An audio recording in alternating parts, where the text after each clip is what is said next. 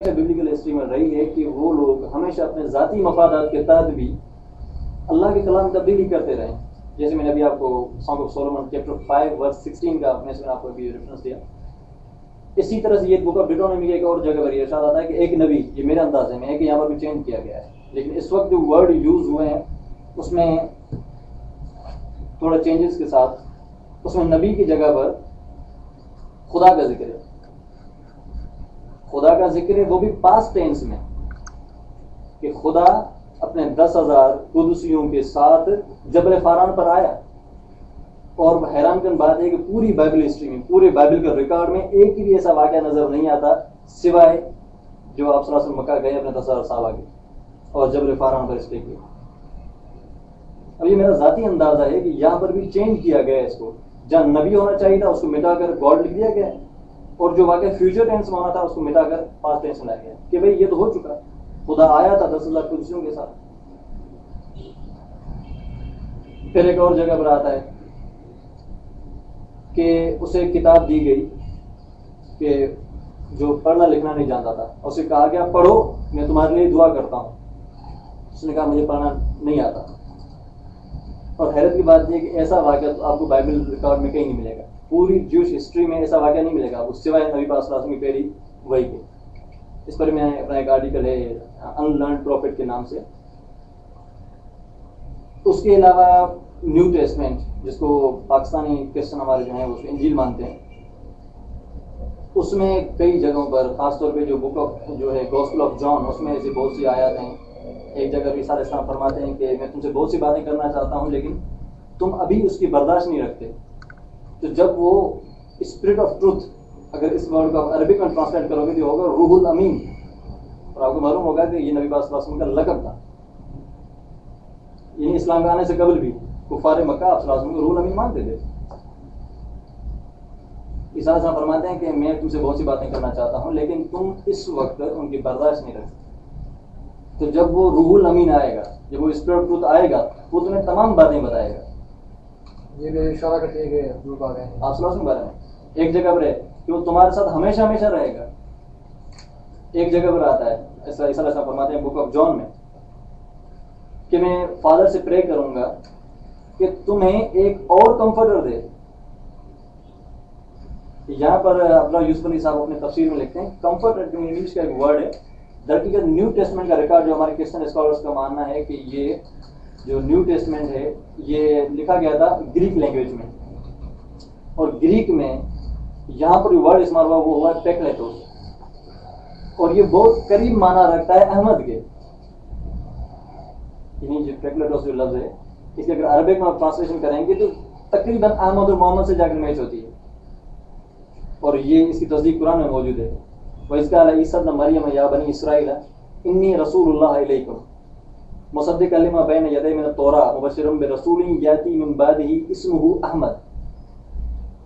और जब ईसा बेटे मरियम के बेटे ईसा ने कहा, ऐ बनी इसराइल, मैं तुम्हारी तरफ अल्लाह का रसूल हूँ, तस्दीक करने वाला जो मुझसे कबल नाजिल हुआ तौरा की, और तुम्हें एक बिशारत देता हूँ नबी की जो मेरे बाद आएगा, अहमद नाम का।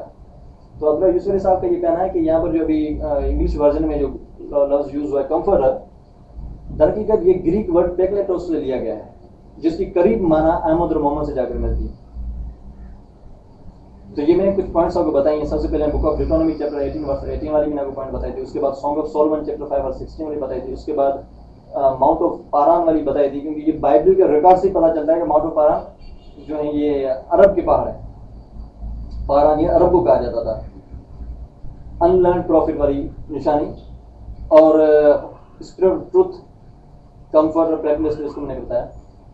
आई होप कि मैंने इसको बहुत हद तक कोशिश की अपनी तरफ से कि इसको जिस कदर हो सके मैं सिंपल तरीके से बयान करूं, ताकि हमारे जो दोस्त हैं उनको बहुत आसानी के साथ ये चीज़ याद हो जाए, ताकि उन्हें दिक्कत ना हो कि कहीं भी ऐसा मामला होता है। अगर कहीं भी फेसबुक पर खासकर ऐसे बहुत सारे पेजेस हैं, बहुत सारे ऐसे ग्रुप्स हैं जहाँ पर नबी पाक सल्लल्लाहु अलैहि वसल्लम के खिलाफ बहुत ज़्यादा गुस्ताखी की जाती है, मैं उन तमाम दोस्तों से गुजारिश करता हूँ कि फेस करें ऐसे मामला को। वो अल्लाह के नबी जो तुम्हारे लिए इतनी कुर्बानियाँ देकर तुम्हें एक सीधा रास्ता और अल्लाह का दीन पहुँचा कर गए थे, आज ये हमारी जिम्मेदारी बनती है कि हम अगर उन पर कोई उंगली उठाए तो उसका जवाब दे सकें। نبی پاک صلی اللہ علیہ وسلم کی شان میں کوئی کمی نہیں ہونے والی. اللہ نے ان کا درجہ بلند کیا, ان کا شان بلند کیا ہے. لیکن یہ ہم پر ابھی امتحان کی گھڑی کہ جب ہمارے سامنے نبی کریم صلی اللہ علیہ وسلم کی گستاخی ہو رہی تھی تب ہم نے کیا کیا. ہمیں اسلام خون ریزی یا انتقام لینے کا سبق نہیں دیتا, لیکن اسلام ہمیں یہ ضرور سبق دیتا ہے کہ ہمیں ان لوگوں کی عزت کرنی چاہیے جو عزت کے مستحق. ہم اور نہیں تو کم از کم یہ تو کر سکتے ہیں, نبی کریم صلی اللہ علیہ وسلم کے خلاف جو بھی نبی پاک صلی اللہ علیہ وسلم کے خلاف ایک بات کرتا ہے, ہم لڑنا نہیں چاہیے لیکن ڈیفینس تو کرنا چاہیے. بجائے اس کے اگر آپ ایسی کوئی چیز نیٹ پر دیکھتے ہو, آپ اس کو بند کر دیتے ہو یا توبہ کرے نکل جاتے ہو, یہ آپ کے ایمان کا ہے, حصہ ہے کہ آپ میں اتنا ایمان ہے الحمدللہ کہ آپ پھر بھی وہ بدتمیزی برداشت نہیں کر سکتے. لیکن اس سے بہتر طریقہ یہ کہ آپ اس کو رپلائی کرو. آپ کو اگر رپلائی نہیں آتا, آپ کو نہیں پتا کہ اس موقع سچویشن میں کیا کرنا چاہیے, کیا کہنا چاہیے, آپ ہم سے کبھی بھی رابطہ کر سکتے ہو. فیس بک پر ہمارا الحمدللہ IPC کا پیج بنا ہوا ہے. آپ اس کے علاوہ گوگل پر ہمیں سرچ کر سکتے ہو. میں اپنی ای میل ایڈریس ابھی آپ کو دے رہا ہوں, mirfatehrisha@gmail.com کے نام سے. اگر آپ کو کوئی بھی ایسی پرابلم ہو آپ میل کر سکتے ہیں. فیس بک پر ہمارا گروپ جوائن کریں. اب ہم سے مشورہ لیں کہ بھی فلان جگہ پر میں نے اس تصویر دیکھی, مجھے کیا کہنا چاہیے. آپ کو رپلائی کرو انہیں کی اسکرپچرس میں سے. یہ ہماری ڈیوٹی بنتی ہے. نہیں تو آپ ذرا خود سوچیں, کل قیامت کے دن جب نبی کریم صلی اللہ علیہ وسلم کے ساتھ ہمارا سامنا ہوگا, کس میں کس جو ہے نا ہماری سمجھ میں نہیں آتا اس وقت کی ہماری کیفیت کیا ہوگی. کیا منہ لے کر ہم ان کے ساتھ جا کے سامنے کھڑے ہوں گے کہ یا رسول اللہ صلی اللہ علیہ وسلم ہمیں نوکری کی پریشانی, ہم اپنی پیپرز کا کرتے کہ آپ کے لیے فائٹ کرتے. کیا جواب دیں گے اگر صلی اللہ علیہ وسلم اس وقت ہماری طرف صرف دیکھ ہی لیا تو. ہم اور کچھ نہیں, کم از کم ڈیفینس کرنا سیکھیں.